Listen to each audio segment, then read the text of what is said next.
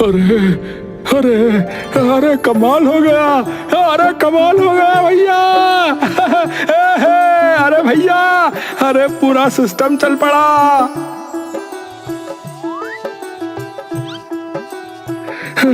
अरे भाइयों, अरे थारे पैर पड़ू मैं।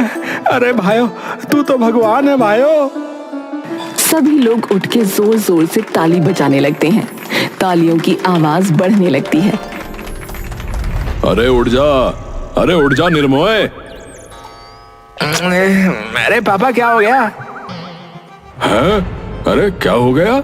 अरे दिन चढ़ गया। अरे सांझ तक सोता ही रहेगा क्या? हैं? चल उठ। शंकर आंख मसलते हुए बेड से उठता है। अरे नीचे आ जल्दी, दुकान खोलने का टाइम हो रहा है। प्रभु ये कहकर नीचे चल देता है। शंकर कुछ देर अंगड़ाई तोड़ता है और मुंह हाथ धोकर नीचे चला जाता है। चल फटाफट राई का तड़का मार के दाल छौंक दे। शंकर नीचे से एक पतीला निकालता है और गैस पर चढ़ा देता है। उसमें तेल डालकर राई उसके अंदर डाल देता है। अरे दाल थोड़ी कम डालियो, इतनी ना चल रही आजकल। हाँ, परसों कह रहे थे आलू गोभी नहीं चल रही, कल कह रहे थे पनीर नहीं चल रहा तो उसे कम कर दे, आज कह रहे हो दाल नहीं चल रही, तो चल क्या रहा है फिर? अरे अभी तो दुर्गति चल रही है, बस दुर्गति। हाँ, कल को दिमाग भी चल पड़ेगा मेरा। क्यों? क्यों है? तुझे पता नहीं है क्यों है? अरे बेटा, कोई और शौक ढूंढ ले, क्योंकि यो ढाबा तो अब थोड़े दिन का और रह गया बस। हाँ पापा, वैसे तो सुबह उठ के चिल्लाते रहो कि जल्दी उठ जल्दी उठ, हैं? अब खुद ही कह रहे हो बंद हो जाएगा। अरे तो क्या कहूं बेटा, है क्या कहूं बता। इधर आ, देख बताता हूं। प्रभु सामने टंगी 4 पीढ़ियों की फोटो शंकर को दिखाता है। देख, यो है तेरा परदादा चमन पीला भोगराज, जिसने खाने में ऐसी चीजें डालना शुरू की कि पूरा गांव उनका दीवाना सा हो लिया। क्योंकि एक तो खाने में स्वाद बढ़िया और ऊपर से भोजन सबका स्वास्थ्य भी एकदम ठीक कर देता था। और बेटा, स्वास्थ्य, भोजन और स्वाद बड़ी मुश्किल से लोगों को एक साथ मिलता है बेटा, वरना तो तोरी घिया तो सभी बना रहे हैं अपने घर में। प्रभु अपनी उंगली शंकर के दादा की तरफ करता है, जिनकी बड़ी बड़ी मूंछें होती हैं। और यो है मेरे बाबूजी, यानी तेरे दादा चकोर चंदन भोगराज। जब सभी हमारे बड़े दादा के खाने को इतना मानने लगे ना, तो बाबूजी ने यह ढाबा खोला, भोगराज वैद्य ढाबा, जहां लोग खाना खाकर अपनी बीमारी का इलाज कराते थे बेटा। बाबूजी ने तो ऐसा कमाल कर दिया कि उनका दाल चूरमा खा के एक अपाहिज इंसान चल पड़ा भाई। नहीं यार पापा, ऐसे थोड़ी होता है, ऐसे कैसे हो सकता है? अरे मान नहीं रहा है? अरे तुझे पता है हमारे घर में कभी किसी औरत ने खाना नहीं बनाया, पता है तुझे?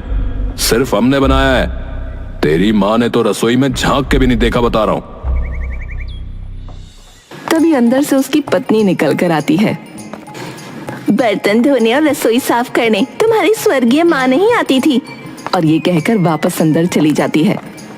ये क्या अलार्म सा बज पड़ा क्या एकदम से? क्या हुआ ये?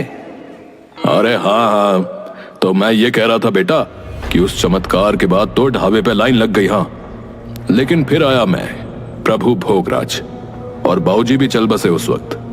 और उसके बाद तो बचा ही कुछ ना।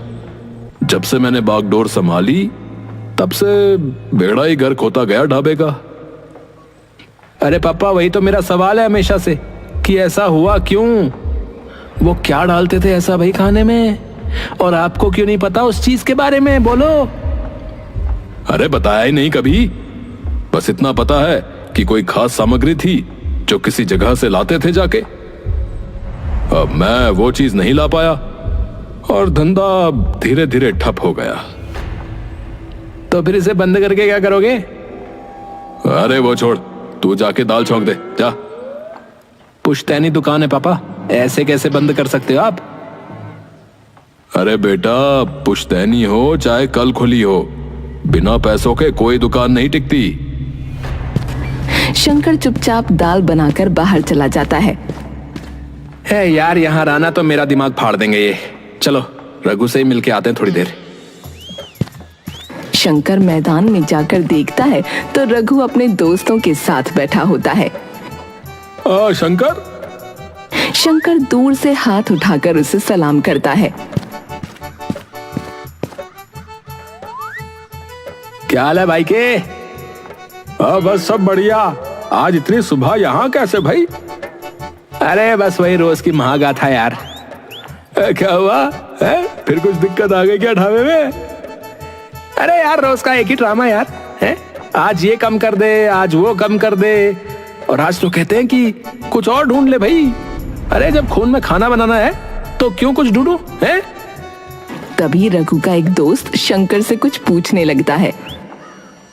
भाई शंकर, तुम्हारा खाना बनाना तुम्हारे खून में था है? मतलब? अरे पूरे गांव को पता है कि तुम्हारा ढाबा तभी तक चला जब तक तेरे दादा थे। तुझसे मतलब? और तुझसे बात की क्या?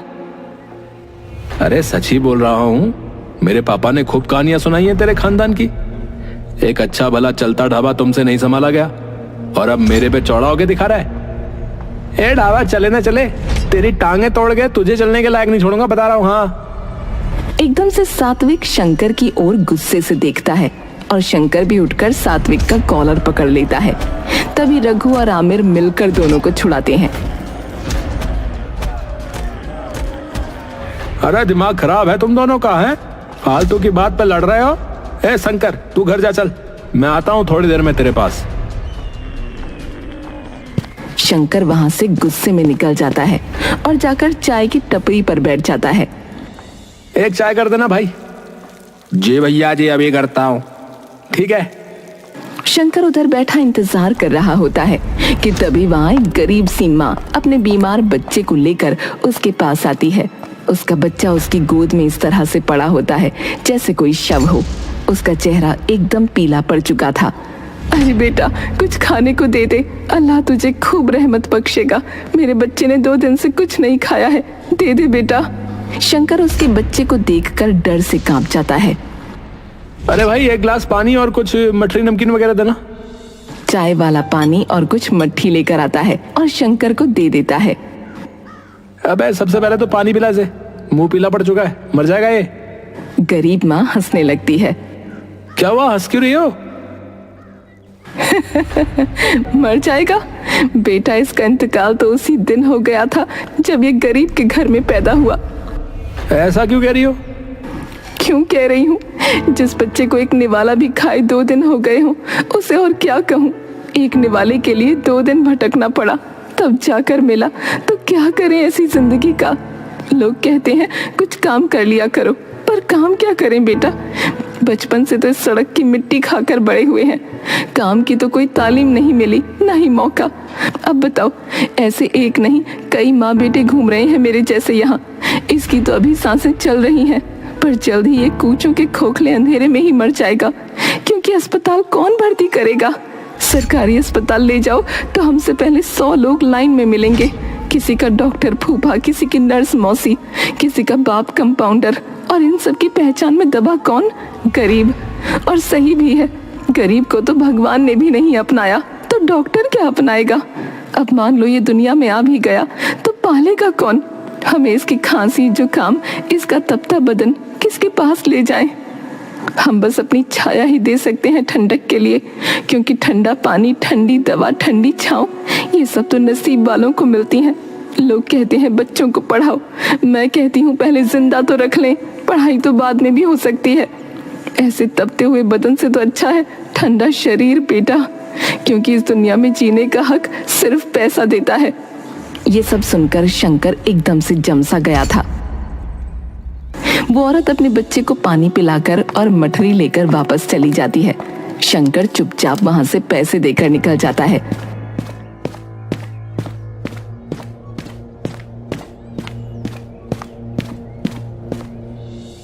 तभी जाते जाते गांव का सरपंच उसे देख लेता है। अरे ओ शंकर। नमस्कार मुखिया जी। अरे नमस्कार बेटुआ, नमस्कार। है? अरे क्यों इतना मुंह लटकाए चले जा रहे हो? क्या हो गया, क्या हुआ? कुछ नहीं मुखिया जी, बस ऐसी। अरे क्या दुकान वगैरह में कोई दिक्कत विक्कत चल रही है क्या? अब चल तो रही है मुखिया जी, आपको तो पता ही है दादा के जाने के बाद क्या हाल हुआ है। हाँ वो तो है। तुम्हारे दादा और परदादा तो जादूगर थे भैया। अरे गरीब तुम्हारे दादा को पता है क्या कहते थे? क्या कहते थे? अरे मसीहा अपना भाई। क्यों? उन्होंने तो बस ढाबा खोला था। हाँ माना कि उनका खाना लोगों को ठीक कर देता था, पर गरीब उसके पैसे कैसे देते थे? अरे पैसे? अबे कौन से पैसे हैं? अरे तेरे दादा ने कभी अपनी दहलीज से किसी गरीब को उल्टा नहीं मोड़ा। हाँ, मुफ्त में अपना जादुई खाना उन्हें खिलाया।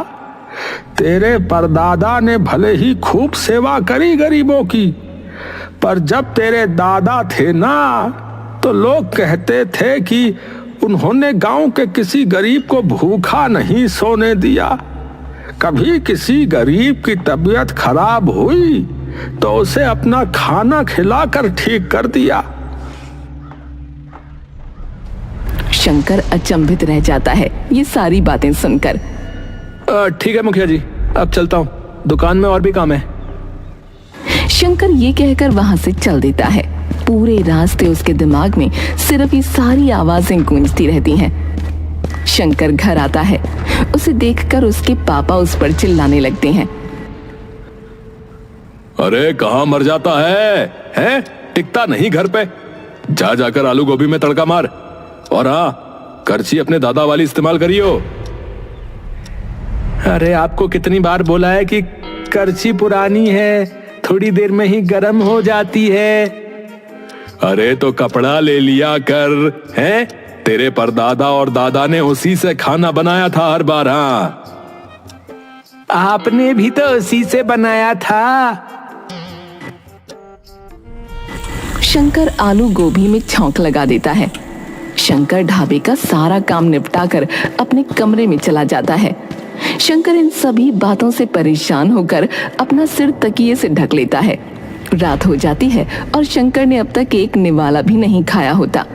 जब भूख बर्दाश्त के बाहर हो जाती है तो शंकर परेशान होकर रसोई में जाता है और छोटी सी कढ़ाई निकालकर गैस पर चढ़ाता है।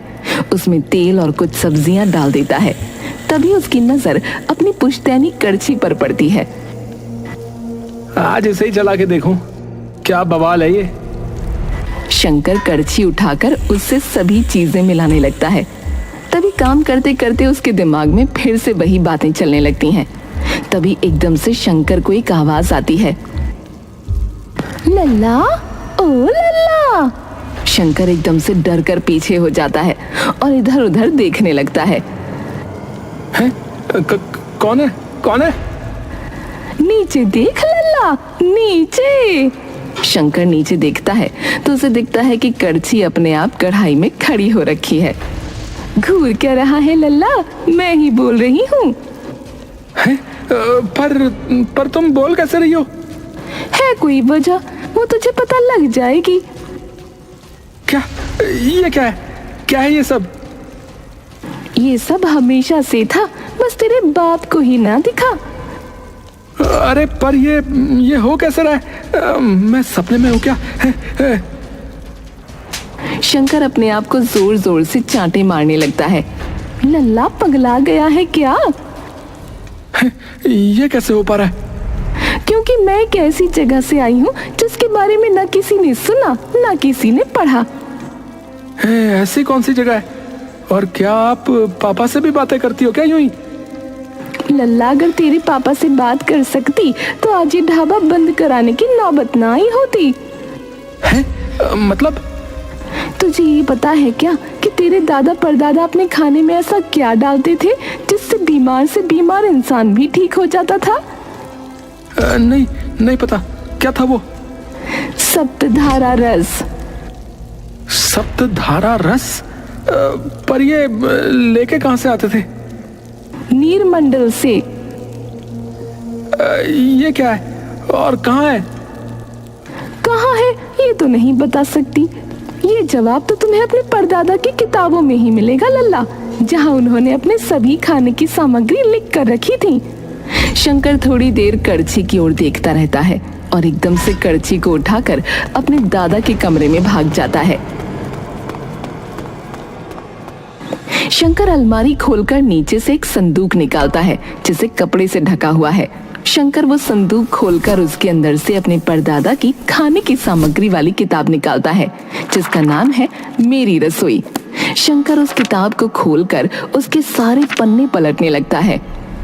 कमल ककड़ी के बेल, जल भिंडी, जल मूली, वारुणी फली, नीलकंद, ये क्या है? क्या हुआ लल्ला? अरे मैं ये सोच रहा हूँ कि ऐसी कोई भी चीज हमारे पूरे खानदान में कभी नहीं बनी। मैं ना ये लिख कर दे सकता हूँ। दादाजी ने कभी ऐसी किसी चीज का कोई जिक्र भी नहीं किया। तो सोचो फिर क्यों उन्होंने ये सब लिखा है? क्या पता तुम्हें तुम्हारा जवाब मिल जाए। शंकर सारे पन्ने पलटता है। तभी आखिरी पन्ने पर उसे कुछ कमल के पत्ते बने दिखते हैं जिनके बीच में एक बड़ा सा कमल का फूल होता है और अंत में कुछ लिखा होता है। ये क्या लिखा है? पाताल से थोड़ा ऊपर और पानी के थोड़ा नीचे, जहां जड़ आसमान में होगी और पत्ते पत्तियां जमीन पर, वहीं जीवन मिलेगा तुम्हें अष्टभुजाओं को जीतकर। पता चला? पहेली का तो पता नहीं, पर जगह का पता चल गया। पर मेरा एक और सवाल है आपसे। पूछो। ये सब पापा को क्यों नहीं सुनाया दिखा? क्योंकि उन्होंने कभी देखना नहीं चाहा। उन्होंने सिर्फ ये देखा कि ढाबा अच्छा चल रहा है तो खाने का रेट बढ़ा देते हैं, और जिन गरीबों को तुम्हारे दादा यहाँ खाना खिलाते थे उन्हें भी यहाँ आने से मना कर दिया। पर तुम्हारा मन तुम्हारे दादा की तरह ही दया भाव वाला है, इसीलिए तुम्हें ये सब दिखा। सूरज चढ़ते ही शंकर घर से भाग निकलता है और सीधा जाकर गांव के तालाब के पास पहुंचता है जहां कई सारे कमल के पत्ते पानी में लहरा रहे होते हैं और उनके बीच एक कमल का फूल होता है। शंकर सीधा पानी के अंदर कूद जाता है और उस जगह को ढूंढने लगता है। हर थोड़ी देर में शंकर पानी के ऊपर आकर एक गहरी सांस भरता और फिर नीचे चला जाता। पर जैसे ही वो और गहराई में जाता है उसे पानी में एक रोशनी की किरण चमकती दिखती है। तभी उसे वो पहेली याद आती है जो उसके दादाजी की किताब में लिखी थी। पाताल से थोड़ा ऊपर और पानी के थोड़ा नीचे, जहां जड़ आसमान में होगी और पत्ते पत्तियां जमीन पर, वहीं जीवन मिलेगा तुम्हें अष्टभुजाओं को जीतकर।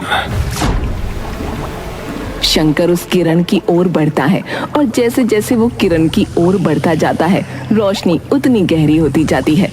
जैसे ही वो उस रोशनी के अंदर जाता है वो एकदम से किसी और दुनिया में पहुंच जाता है। चारों तरफ सिर्फ हरियाली, औषधियां और सब्जियों की महक से उसका मन प्रफुल्लित हो उठता है।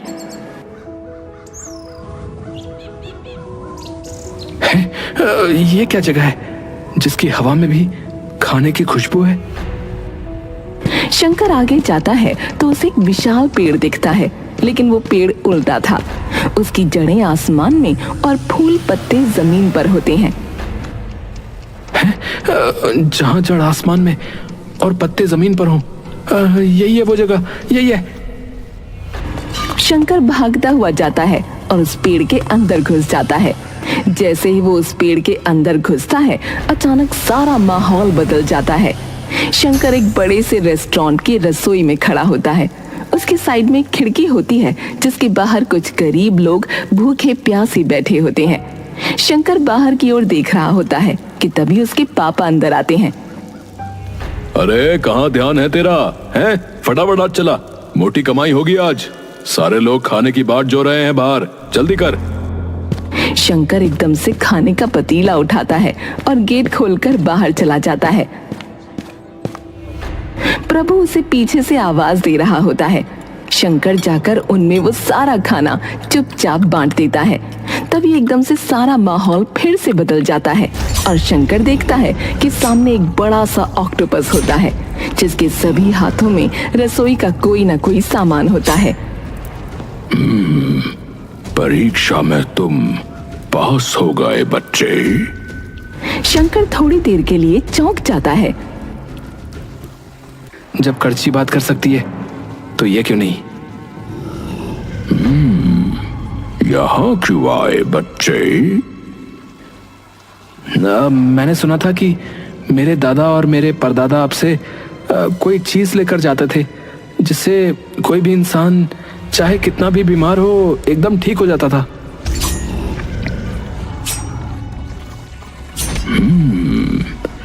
तुम्हारा मतलब सप्तधारा रस से है? हाँ हाँ, वही। उससे पहले मेरे एक सवाल का जवाब देना होगा तुम्हें। जी पूछिए। क्यों लेकर जाना चाहते हो ये रस? शंकर एक गहरी सांस भरता है। अपनी शांति के लिए। कल ना मैं ठीक से सो पाया, ना ही ठीक से कुछ खा पाया। मन में सिर्फ एक सवाल की, जिनके सिर पे कोई छत नहीं, क्या उन्हें आज रात कुछ खाने को मिला होगा? जिनके बच्चों के शरीर दोपहर में तप रहे थे, क्या उन्हें कोई दवा मिली होगी? या उनका शरीर एकदम ठंडा पड़ गया होगा? बस इसीलिए चाहिए, ताकि रात को वो भी और मैं भी चैन से सो पाऊं। ऑक्टोपस शंकर की ओर देखकर मुस्कुराता है और एक बड़ी सी शीशी निकालकर उसे दे देता है जिसमें 7 रंगों का एक रस होता है। अरे ये कितना सुंदर है, पर इसमें ऐसा क्या है? जिसने ये जगह स्थापित की उसी ने इसे बनाया था।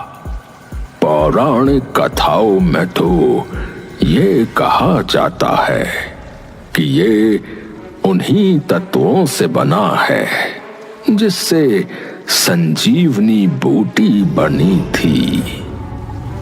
शंकर, तुम्हारा मन साफ है और वो जो रोशनी तुमने तालाब में देखी थी वो बस कुछ ही सच्चे संवेदनशील लोग देख पाते हैं, जिन्हें दूसरों का दर्द अपना लगता हो। शंकर चुपचाप उनके सामने सर झुकाता है और वापस अपने घर आ जाता है। सामने खड़े उसके पापा उसका इंतजार कर रहे होते हैं। अरे कहाँ डूबाया? अरे आप बड़े बर्तन निकाल के रखो, आज गांव के सभी गरीबों का भोज होगा। भोज होगा? क्यों भाई? क्योंकि मुझे अब शांति से सोना है।